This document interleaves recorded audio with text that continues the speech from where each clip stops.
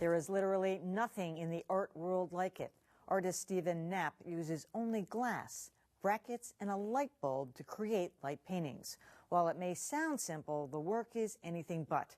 His pieces have been exhibited and commissioned across the country. And tonight, Bowen has the first televised look at the artist and his work in his Worcester studio. Reduced to its hardware alone, artist Stephen Knapp's work could be abstract sculpture, a flutter of glass and steel, letting slip just a trace of color.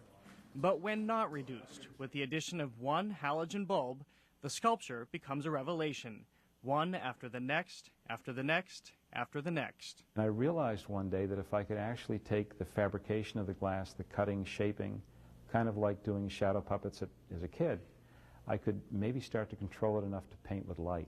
They are broad, brilliant strokes of color from afar, but up close there is depth, detail, and texture.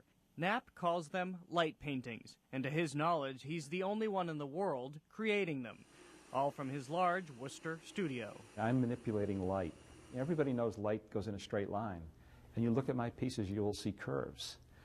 You look at the crisp lines, and you'll see something feathering and fading out, which shouldn't happen. And so I'm learning, as I learn how to manipulate the light, partly by accident, what happens is very deliberate. And for the viewer, it's very absorbing, whether on a moderate scale like the pieces in his studio, or on a very monumental scale like Knapp's public installations. While the works appear abstract, for Stephen Knapp, they are autobiographical, sparked by a lifelong fascination with light. You're looking at colors, you're looking at little twitches of memory. I will sit and look at the reflections on a ceiling and think, oh wow, look what's happening there. Look at the way this plane is crossing this plane and creating this sort of thing. Look at the way the window glass has created a shadow that's a ripple right there. Concentrating first on photography, then on sculpture, the self-taught artist moved steadily toward creating light paintings full-time over the last 15 years. He now curates a library of glass, numerous shapes developed and cut on a diamond bandsaw, and always at the ready. It's really developing techniques to make the shapes work and learning that some shapes work better than others.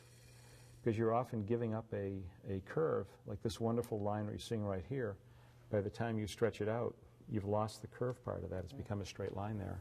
It's all about color in the glass, and how is that established? It's a metallic coating on the glass that, I guess the best way to describe it is maybe a super selective prism. Because it's multiple layers, as you change the angle to the glass to the light, the colors themselves change. When you reflect it down, you get a much more intense color. If you let it go longer, it becomes a softer color.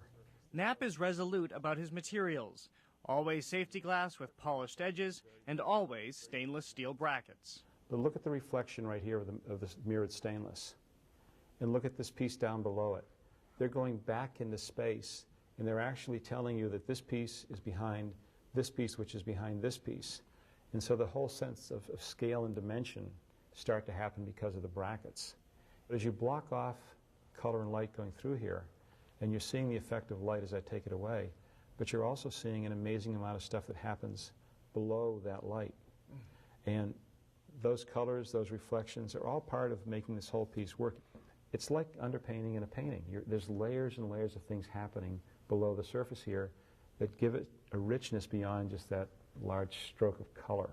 But in the end, light is perhaps the most fragile artistic medium, forever susceptible to its environment, which to Knapp means his work has life. I like the fact that this can be just a soft pastel on a bright, bright day.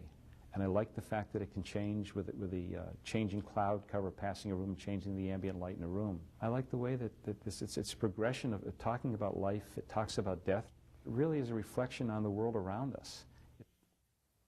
And Bowen is here. That's spectacular. All right, so how often does he cut himself? Well, he's very careful. Actually, he has an assistant who does a lot of the cutting for him that he works with. But talk about this as an installation. I mean, this is, where is this? I mean, where would you put it? You know, the ICA, where would it go?